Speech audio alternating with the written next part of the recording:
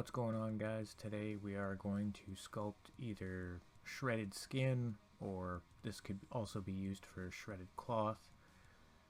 So to start with, we're gonna add a little bit of skeleton to this. We're gonna take a couple bits of sprue and we're just gonna attach those to areas that aren't gonna have any structure underneath them when we go to sculpt over top.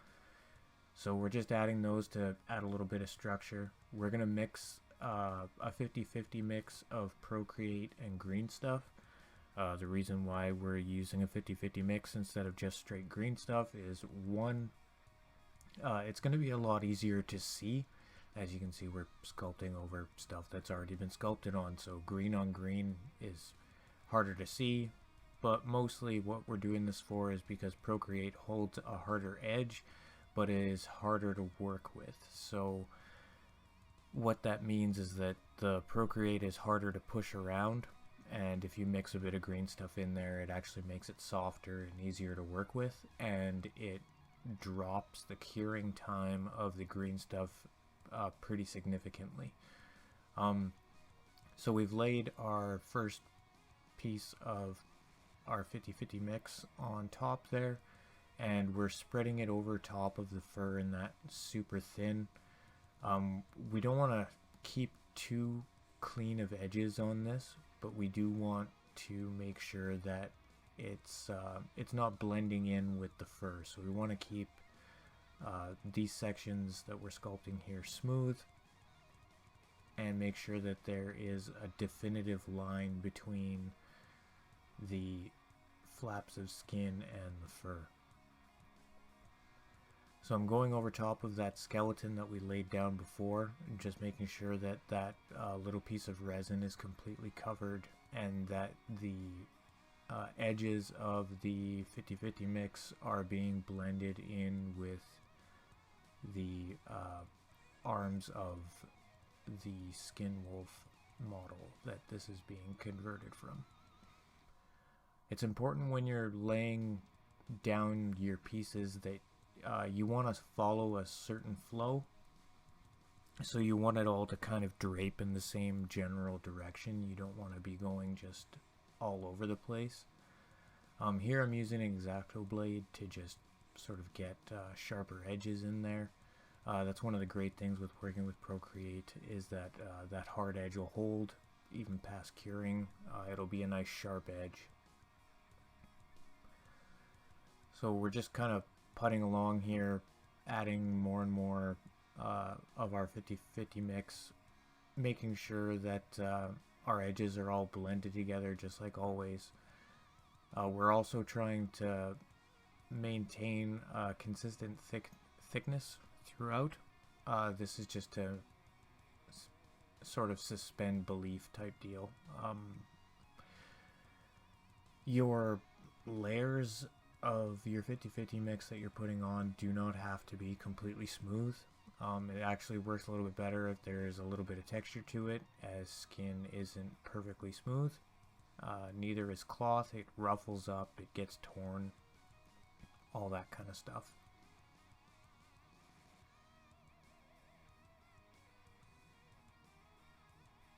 So again, we're just taking our time moving along, making sure our edges are blended together with the other pieces of the skin.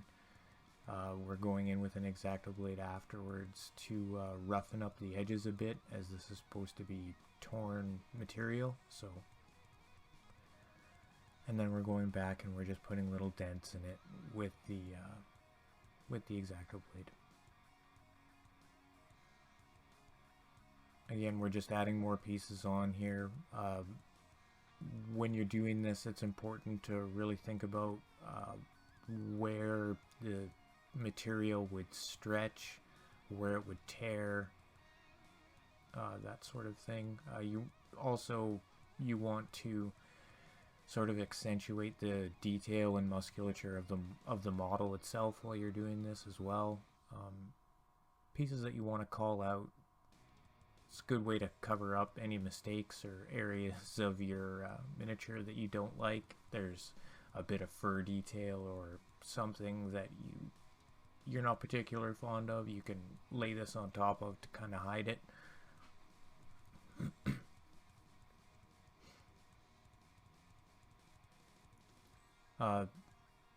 as I'm moving through this, the mix that I'm using, the 50-50 mix, is actually starting to cure, so it's actually starting to get a little bit harder to push around. I'm having to put more force down, and that's not particularly good.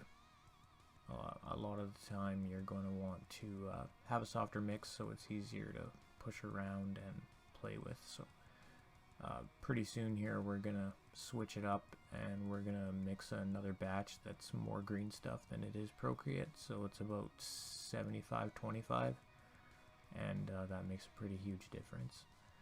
Here what I'm doing is I'm just re-sculpting some of the fur. I wanted the fur in that particular area to pop over top of the torn skin. And essentially what we're doing with tears and stuff like this is we're just literally digging a hole with the X-Acto blade, and then we're going back and we are blending out the edges and making sure it's draped in the correct direction. Okay, so we're coming back in now with our more green stuff mix, and what we're doing here is we're just we're draping stuff over the arms. You want to make sure that you don't have any pieces that are just kind of like coming up from the bottom but not attached to anything up at the top, because it just doesn't make sense. It's got to be falling from something because gravity.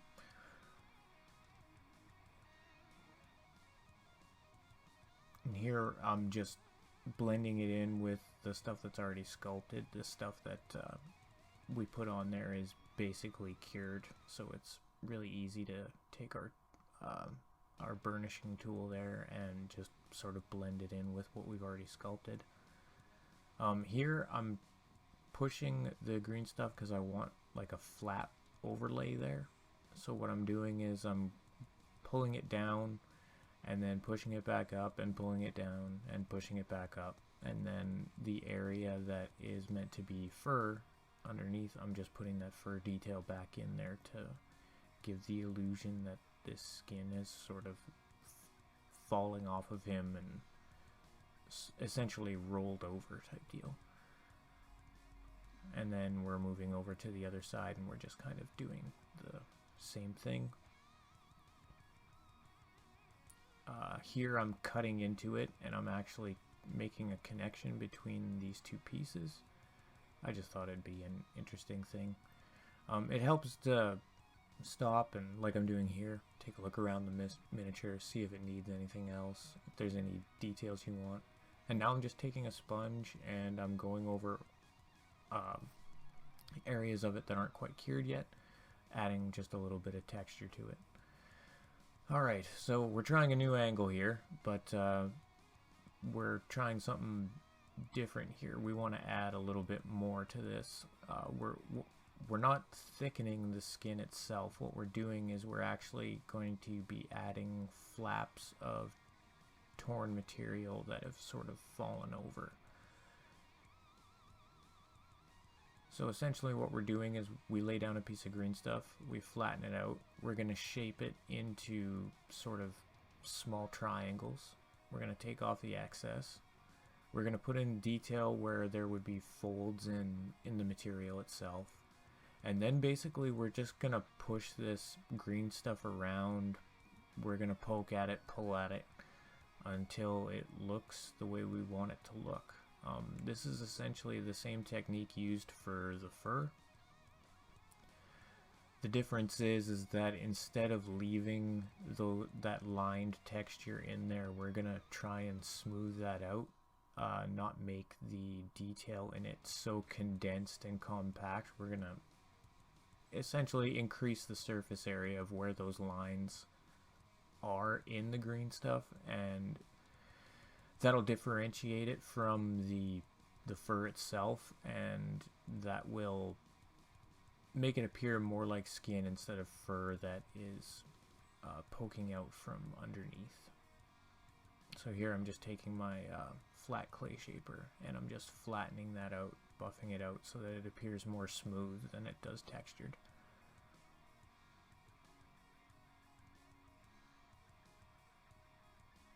making sure that the edges towards the bottom are well defined, so that you can tell that it's actually like skin or material that is flipped over and is sitting on top.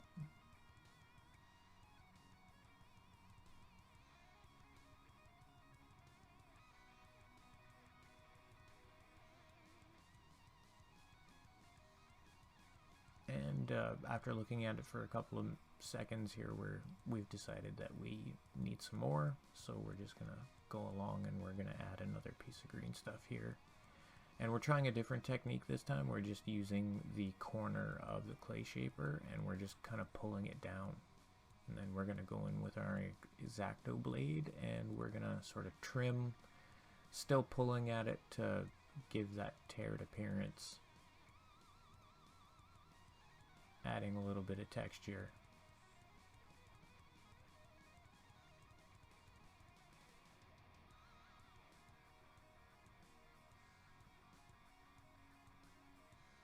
And then coming back in with our clay shaper and flattening that out so that it doesn't look too much like the skin.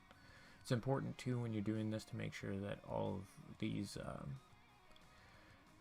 rips and tears are moving in the same direction as the rest of the sculpt.